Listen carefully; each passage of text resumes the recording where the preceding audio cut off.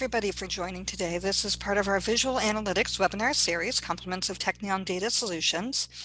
And so today's focus is on Beyond Color Myths, and this is really focusing on functional aesthetics that allow for better design. I'm Bridget Cogley. I'm a 4-time Tableau Zen Master, as well as a Senior Consultant at Technion Data Solutions.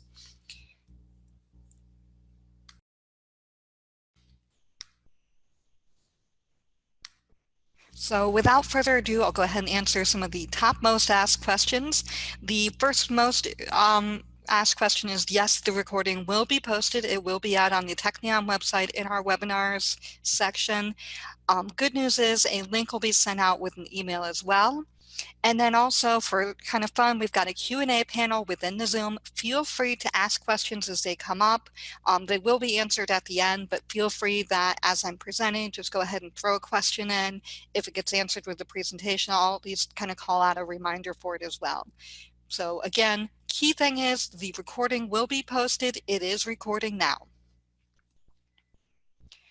So today's agenda is a mix of three things. There's a lot of myth busting about how color plays into perception.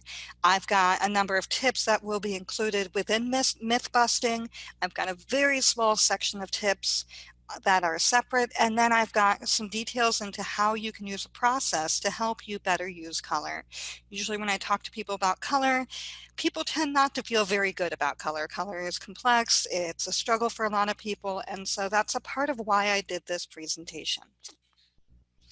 And so without further ado, I really want to jump into this idea of universals. When I talk to people about perception, we get told, hey, these certain things are universal. And one of my favorite challenges to that is this dress. And so a lot of people see a mix of colors. I've done this live in demos. We had planned it a little bit better. I might have done a poll here. But when I've done this, what I find is roughly about 57% of people see, and studies have shown this as well, is about 50% of people see this as either purple or black. There's about 30% that see it as white and gold. And then there's, 13, maybe 15%, let's say they see it as something totally different. Now, we're all analysts here, and so yes, definitely the demographics like gender or age, and even brain activity can be a factor. I'm solidly in the white and gold camp, so fair warning. So the lesson from this, and what's really neat, is that particular exercise kicked off a ton of research into how is it that we see. And one of our big takeaways from this is that perception varies. And so my other call out here is that for that reason, accessibility matters from the start, because accessibility helps improve color understanding for everybody. So I'll jump into another one, and that's where when we look at the smaller boxes within this subset, we see these two different boxes. And I love to play this game of, is one darker than the other? And sometimes it seems like the one on the right is perhaps maybe a little bit lighter. And so, I had to do this for myself, but they are the same color, and that is down to the Chubb illusion.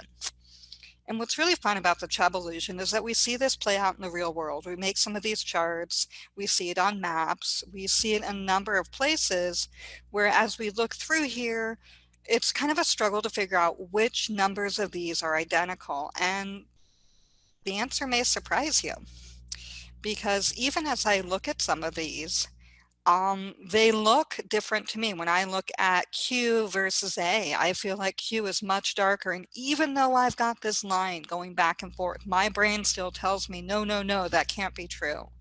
And so that's something to consider when we look at how we make our charts, is that color itself is really determined relative to its surroundings, but also size and position. All of that affects how we see color. Going on further, I've got what I kind of call my brain breakers, and I love these because you don't necessarily expect them. I'm going to apologize up front now to anybody who's either prone to migraines or anything else. This one really affects me pretty profoundly. It's going to affect some people profoundly, so I'm not going to leave it on the screen very long, but if you're looking at it, it should definitely be looking like it's scintillating to you. So when we do certain types of charts, sometimes the contrast between them has that same effect, where when we look at something like this, it may have it even if we lighten it up a bit and thicken up the lines, it may have it as well. And so from a practice side, I tend to err more on this side, where you'll notice that the lines are actually the same color as the data mark itself. They're also much, much lighter.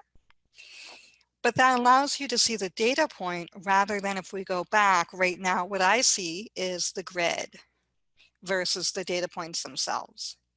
So that's something to consider, is that it's not just color of the marks themselves, but also the other pieces around the marks.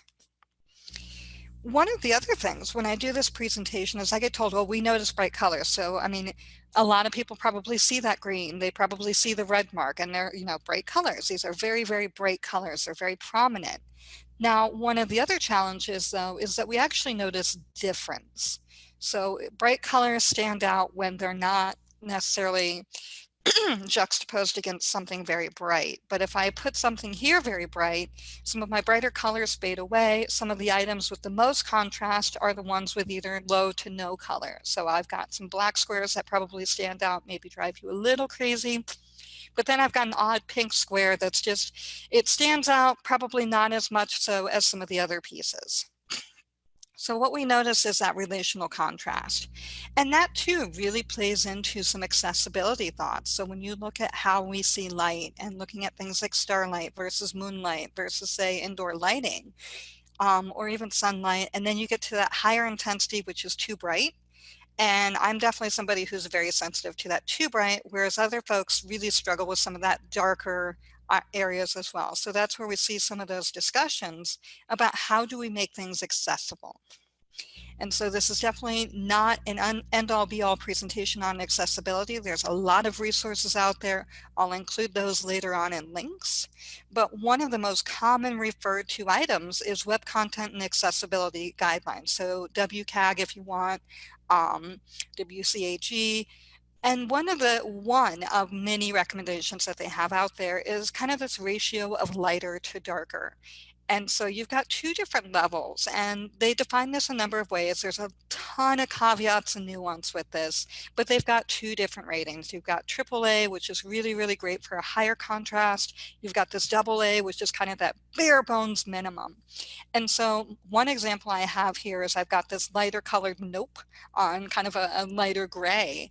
And you'll notice that when I test it, it fails. It fails with flying colors. And I mean, it seems like, oh, well, maybe it's kind of close, but no, it's really not. If I modify the background of that a little bit, so that middle option, you can see with that, I finally get at least a AA, that, there are tools out there that help me kind of see, okay, I can change the background up a smidge. Honestly, as a designer, that background change is nominal. So I would have absolutely no problem. Sometimes we get really locked in on we must have these colors, but you see how such a subtle change makes it a little bit more accessible. Same thing with the font. All I had to do was change the font a little bit, and that made it far more accessible. Again, this is still bare bones guidelines. So if I look at some of the other guidelines, AA would actually require a higher degree. So there is also AAA, and that would require some more changes. Probably another one that I get told a lot when I go places is, things like red universally means bad, stop, love, or passion. And so, PMS, Pantone Color Management System, is really made a wonderful living off of kind of what I call color stories. And so we get these ingrained in our history. And so this is a fun test. I love when I'm able to do this live, because trying to get people to say the color, not the word, it's really, really fun. I can try to demo it to you. You will see how very quickly I start reading the word. So if I'm looking at, I've got red, I've got blue, I've got green, I have yellow, green, and then I've got black. You'll notice I'm struggling. It's taking me time. That goes down to the Stroop effect. And so different people are affected by this more so than others. Again, I could go through the long exercise and you would see how painful it is for me to try to overcome this. And we also have this in visualization. So we've got a very literal example here of food where I'm examining spices. And so if you look, I have things like garlic, black pepper, and coriander colored blue, whereas I've got things down towards the bottom like fenugreek, and parsley colored in orange. If you spend any time in the kitchen, and we're all spending a little bit more time in the kitchen these days, this probably does not line up with your experience.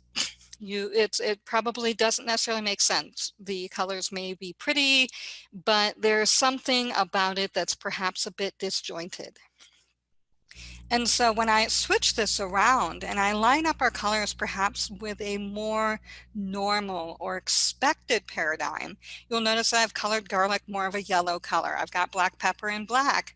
And as I get down to those bottom items, such as fennel and fenugreek and parsley, which are leaves, I've chosen to make them green.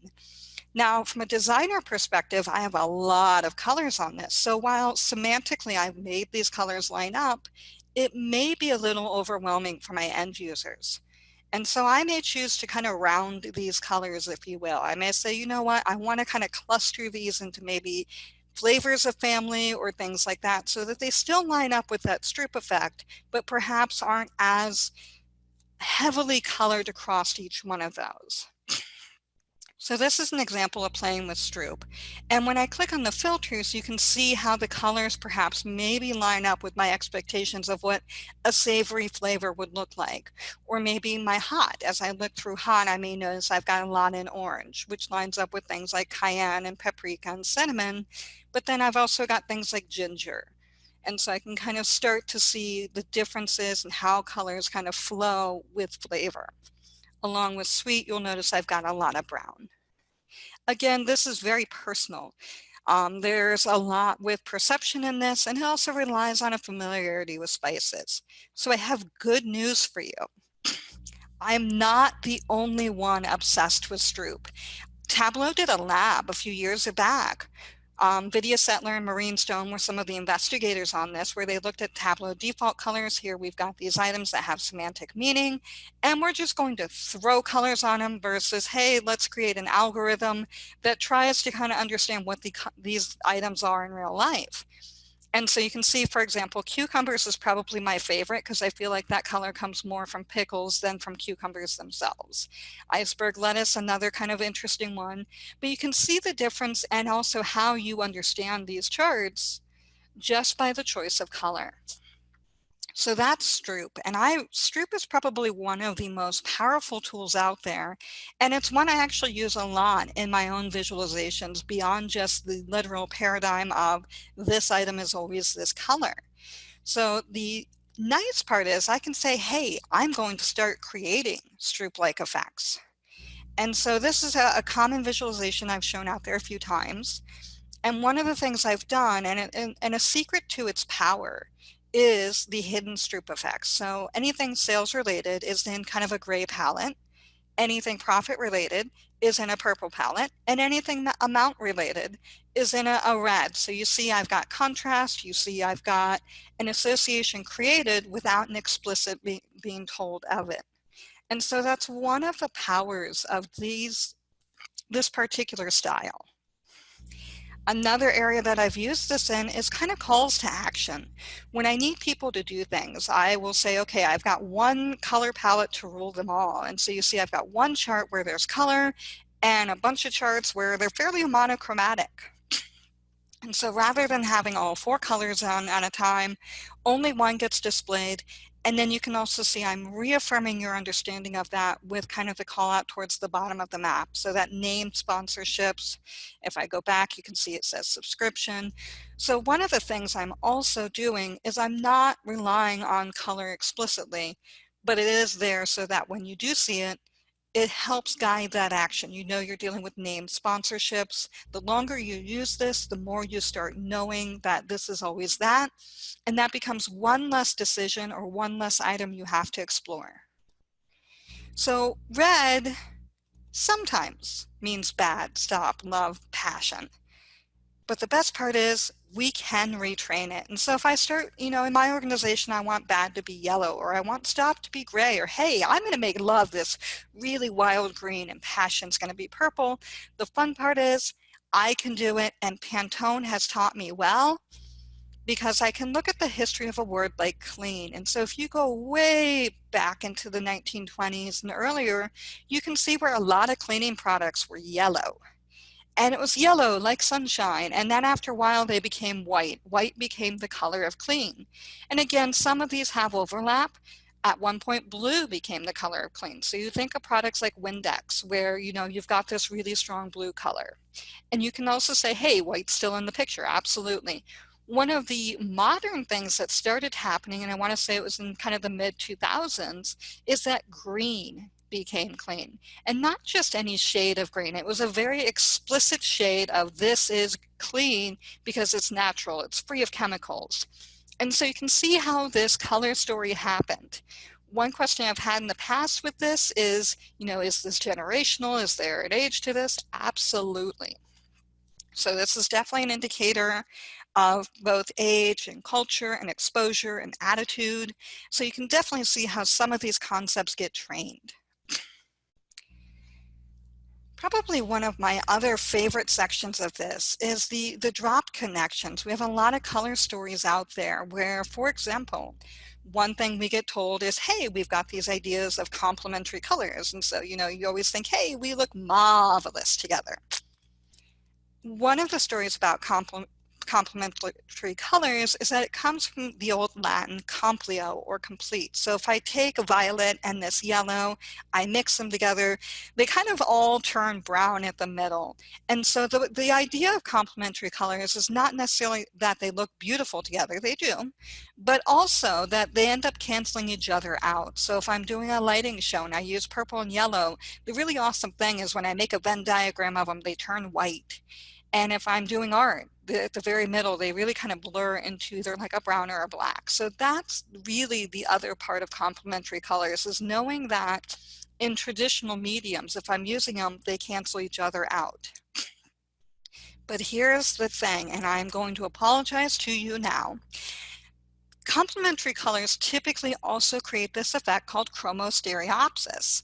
So again, it's that canceling each other out. They end up creating a 3D effect. So if you're attempting to read this and really struggling, or you're looking at this going, why in the world is this floating? I did not put 3D effects on this. That is purely the effect of having complementary colors on top of each other. There's also a balance of hue. So these definitely are better. For me personally, the yellow one is actually better. The red is actually still glowing. So that's another effect of color. I found this in the wild, so I really have to give a shout out to Marion. She posted this, and in particular, the light gray background just tends to make these bounce around. And so that was a conversation that happened on Twitter. So this is a real effect. It happens in real life, whether we intend it to or not. I was so excited to see this in the wild, I had to share. Now, to me, my all-time favorite color myth goes back about 200 years, and it's the stoplight colors. And so I have a lot of folks tell me stoplight colors are intuitive. They are ingrained, and that red means stop, yellow always means slow, and green means go. And, we have history to thank for this. So if we go back in time, back before we had lights everywhere, and when stars were our primary form of light. So really think back 200 plus years ago, and we're laying down railroad tracks, and we need a way to effectively communicate to those driving the trains that, hey, at some point you're going to have to stop. We needed lights. And so way back in the days of yore, the colors selected were red for stop and white for all clear. There's a reason for this, and it all boils down to how we see. And so when you think about how we see and you're stumbling around in the dark, you have the rods in your eyes to thank for the little bit that you can see. So as you're stumbling around and you're tripping on things, which is what I always do, it's the rods in your eyes. So it's that kind of stereo mode where you can kind of see, but it's not, there is almost no color when you are seeing in dark colors, and that's because you're using the rods. When we get into cones, you've got blue. You'll notice that my wavelength of light is much lower for blue, and it even peaks much lower. When I get into my green cones, you'll see that that shifts over a bit, and the color that I'm most likely to see the farthest You guessed it, red. Here's everybody's next favorite question. White includes all of them. So it's back to that, they cancel each other out. Here's what you might have missed. So as I was telling you my story about the railroad, I had those teeny tiny lights flashing. And when I do this live, every now and then I get one person that goes, hey, there was a red dot. And I love when I get that. So when we think about stoplight colors, it really goes back to how distance created one of the most powerful myths. So we needed red because a long time ago we were very, very far away from something. And so red carries the farthest. Unfortunately, what happened is we forgot the origins of this myth and we brought this into our dashboards. We've been told red is always bad, green is always good, and red means we must stop this thing and green means we can go ahead with this thing. And we've brought this into our design. We've had this perpetuated throughout history. I also blame the 80s and Karma Karma Chameleon as a hit. I'll throw that one out there. I blame them as well for perpetuating it because I can. And so when you look at this dashboard, it's very, very hard to make a decision. We've got a lot of information. I've got a lot of encoding, and so I'm trying to figure out what do I do, what don't I do. At the end of the day, I want readmission to stop. So yes, anything red, I'm going to try to get rid of. But sometimes it's very hard to make a decision as I get deeper into kind of this chart and I see different things are colored red, different spots are red. And as I'm looking through here, sometimes it's like, well, maybe this isn't so bad. But there's just a lot going on. The challenge is when we bring in our colorblind friends, and about 5% of people are, they have a hard time navigating this, particularly if it's in all black or if you get kind of these different shades of brown. So some people can actually see it reasonably well. Doesn't look that great. It's a bit far off from my design and some of the encoding down here gets lost. But when I look at where I've got a lot of sea of yellow, I've really made this highly, highly, highly inaccessible to a portion of people. So we forgot a couple things though when we looked at our traffic light. And I'll call out the first one, which is only one goes off at a time. We don't have all three signals going at once, we have one. But here's the other thing we forgot, is that we intentionally put guardrails around the lights so that other people who aren't intended to see that signal don't see the signal. So when I take this report and I go back to the real truth of the traffic light, I'm going to focus on what signal do I really want to send. And so by putting this in black and white, I get a better idea of these are the things that really, really matter.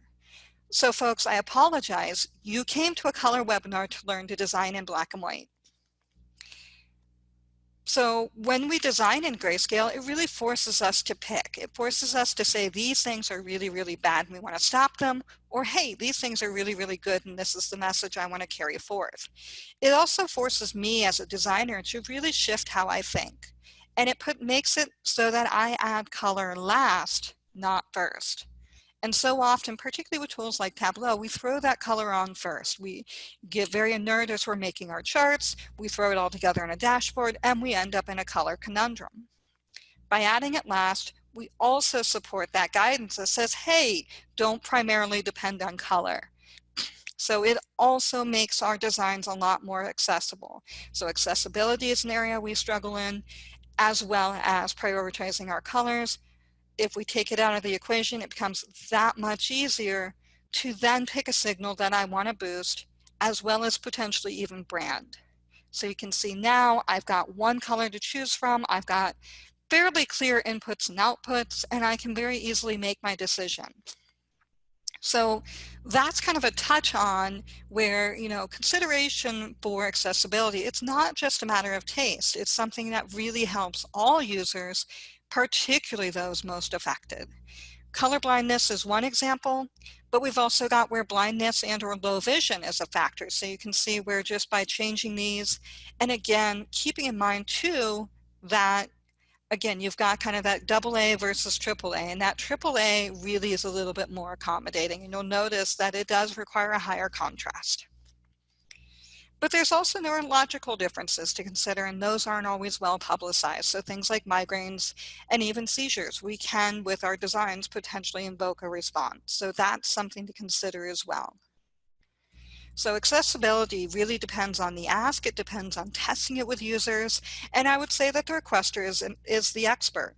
With accessibility, you will run into sometimes where there's a conflict. I've seen some designs out there in Tableau where you can use parameters to allow a toggle, and that's a great way to overcome the, hey, I've got this challenge of person A wants this, person B wants this, and they're just not compatible. The final piece of this gets into the idea of branding. When we work for companies, we really want to make these brands stand out. It really helps with adoption. It makes it very, very clear where these items come from. We love our branding. And so I've got an example here. I found this on the internet. I was like, this is great. And I wanted to showcase, here's how I can incorporate it. So I've taken a riff off the dashboard that you saw earlier, and I said, hey, look, here it is.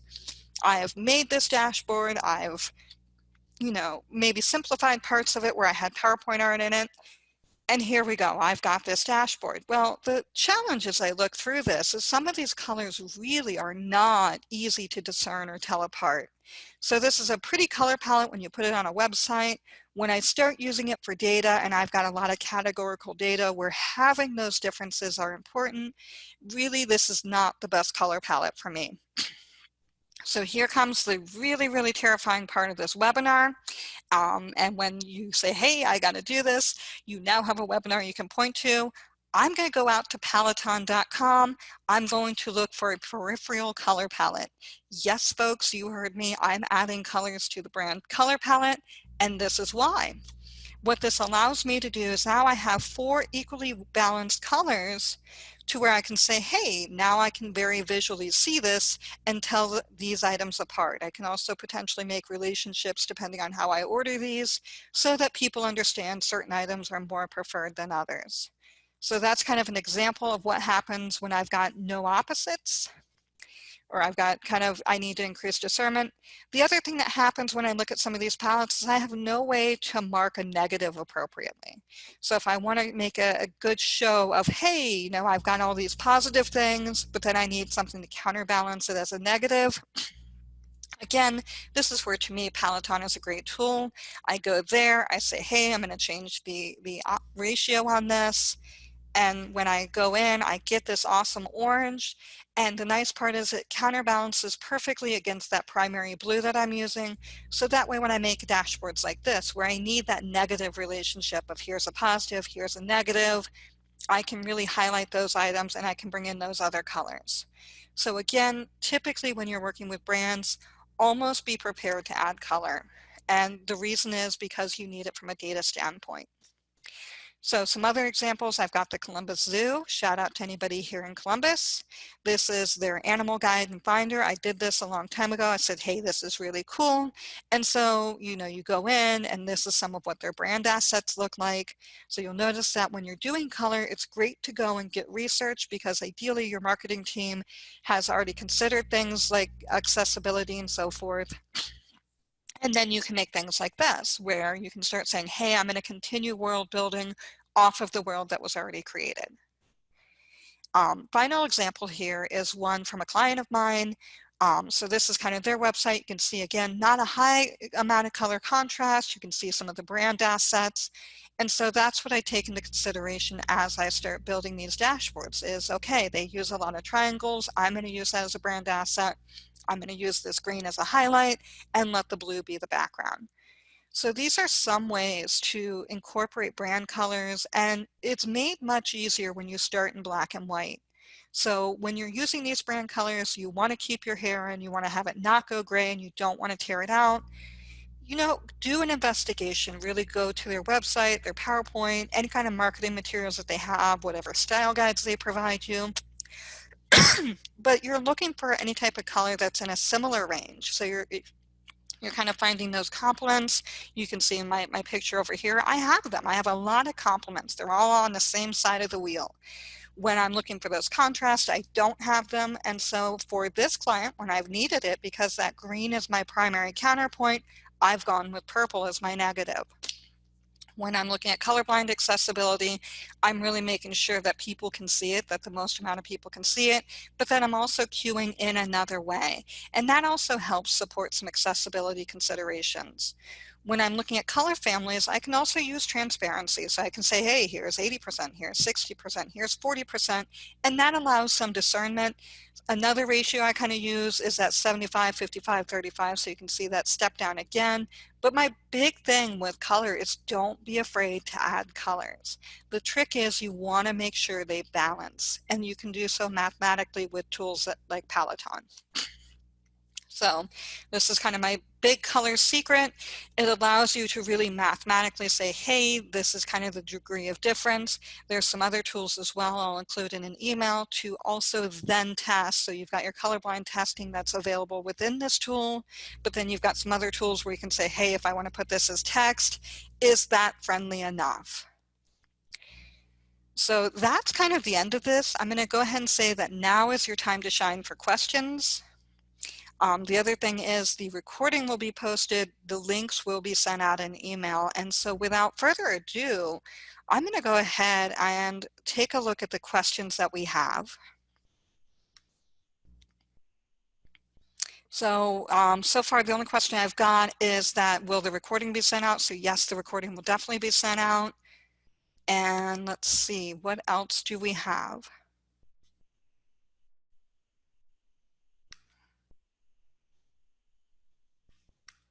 So I'm just checking the comments. Okay, if there's any other questions, feel free. So I've got a couple more questions. And I'll go ahead and put the screen back on. And so one question is, can you give a bit more information on how you use Peloton.com? Absolutely. So I will go ahead and actually jump right out to Peloton. It's one of my favorite tools. I've got a few different ones that I use fairly frequently. And so let me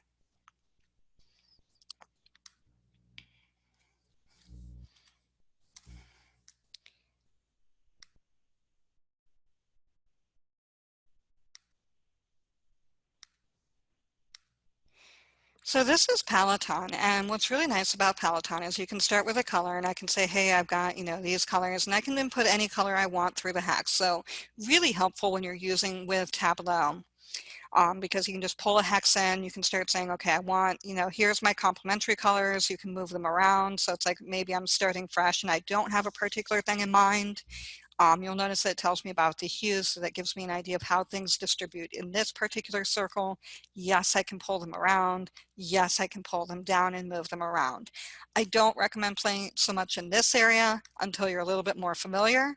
And then you can also start playing with the relationships. So I've really gotten into an attractive color palette right now. So I'll go ahead and cancel out of this. And then the other thing too is if you ever get too lost, which again, this happens with me as well, you can always reset. Big fan of that, but again, I usually will, if by default, I tend to go with blues. Blues tend to be the most accessible color. And then I'll kind of go from there. So if I'm starting from scratch, you'll see the distance here is 30. Maybe I want to up this to 45 just to get a little bit more discernment. You can see this is a pretty dark jewel tone color palette. So I may look at that. I may also come over to my vision simulation and say, okay, I want to see what this looks like when I've got color blindness thrown in. So this is where you can say, I want to play with the colors. And then the nice part is it warns you. So you can say, okay, I want to turn that off. I want to maybe move this a bit more. And maybe I want to go with 60 just to get a little bit more discernment. So these are all tools. The other part is it shows you this. And then for anybody who's in the palette, so where you're actually going in and doing a lot of making your own custom palettes, you can export these. They do export in a number of ways. So you can say, okay, here's my color list. I export it as text. And the cool part is you actually get, here's your hex codes and everything else. So you actually get all those colors and you can kind of throw them into a custom Tableau color palette. So that's a bit about Peloton. Cannot recommend its use enough. I mean, it's been probably one of the best tools in my career as far as coming up with colors, really making sure that colors work. And then when I get brand standards, and unfortunately I find I do run into a fair amount of brand standards that just either from a data side don't have enough, either that allow me kind of that categorical side, or hey, I really need those opposites. And so I may even play with that further and say I want two different opposites so that I've got a couple different diverging palettes. So next question is, how do you feel about the default color palettes in Tableau? One of my really neat things I found out a long time ago, and I was just enamored and amazed, is Maureen Stone is one of the color researchers at Tableau. And so she did this whole analysis and redo of Tableau's colors. And so I'm a big fan of the research that went behind it and some of the thought that went into how do you build distributed color palettes and really getting this set up so that you can see it. Let me see if I can't find that. Probably find it better visually. So there was a lot of thought put into just how these color palettes were made. And so I really appreciate that part. From a branding side, from a use side, I have certain ones I tend to favor. So the automatic I tend not to use, but I tend to use other ones. But what I really appreciate about the Tableau color palette is that there's a lot of thought to the weighting.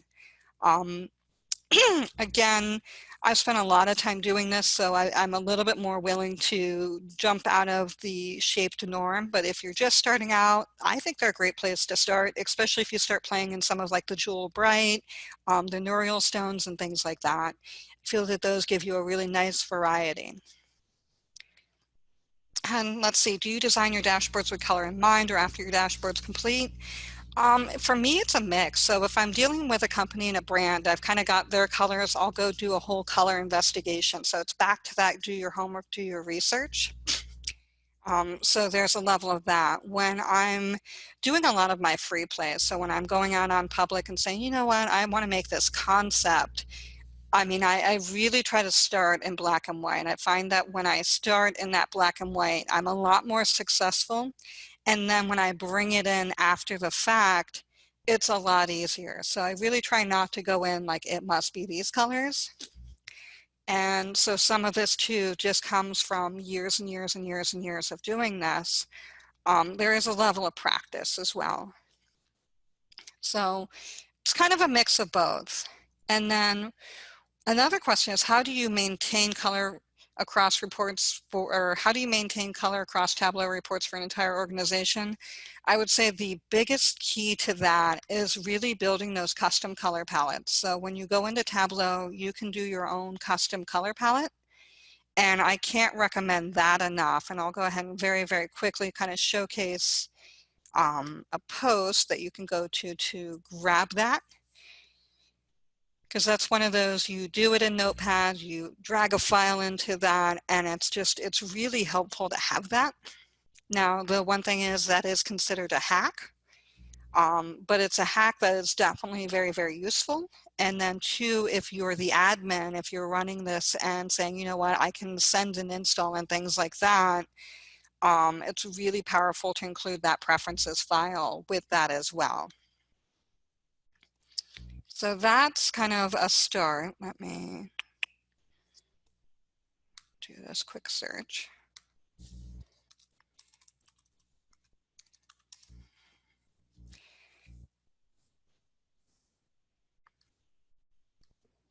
So the color palettes are really nice because, again, you can kind of say, hey, these are the preferences. You can build out what a preference file looks like.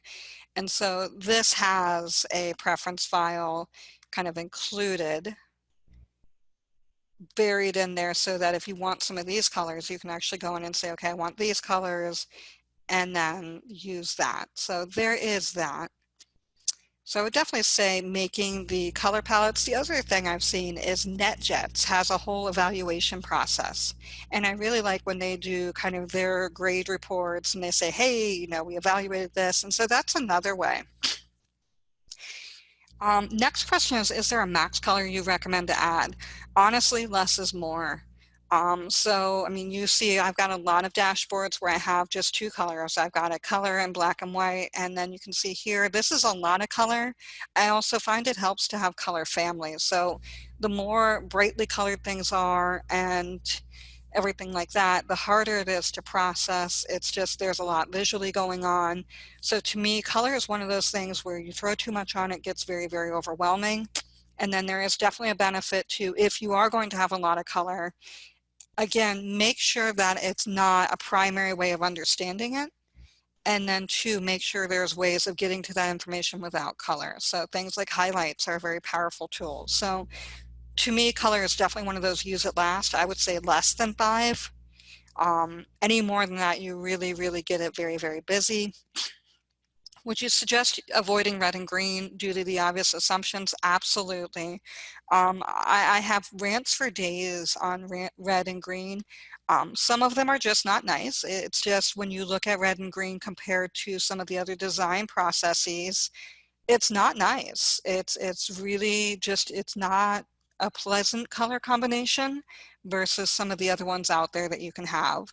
And I'm saying this as somebody where I've had clients where that is their color palette. And what I've had to do is really find ways to track them and have them be apart. So a couple more questions. Some of us are still stuck in the grid style of reporting. Any recommendations to us to make a better experience for our business partners? So that we have another webinar of how to escape the table trap.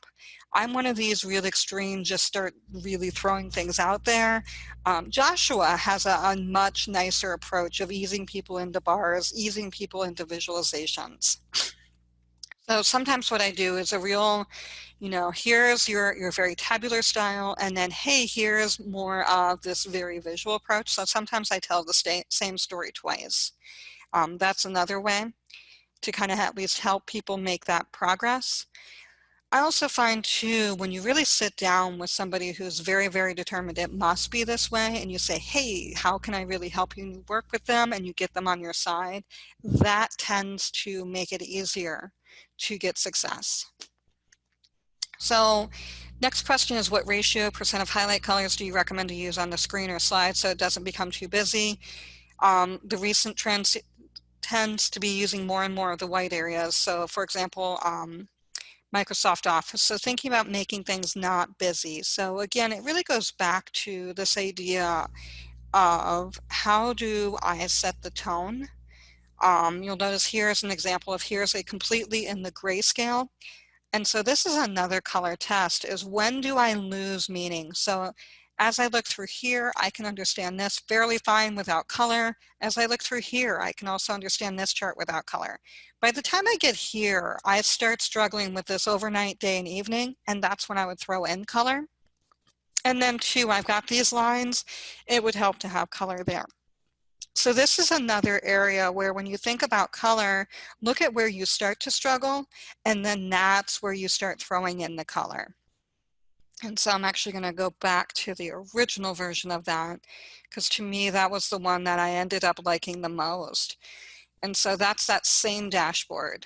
But you'll notice again, a fair amount of white space, and even still a lot of very light lines. So you've got some heavy weight, but again, it's a balance of where do you want the eye to go? So I've got another presentation, particularly for white space, which would be the logic of dashboards, and I would recommend that. And then getting into, can you also share your Tableau public profile? So yes, absolutely. So easiest way to get to my Tableau public profile is I'm kind of that /Bridget. You can also do a search, but I will definitely make sure that my Tableau public is included in the link.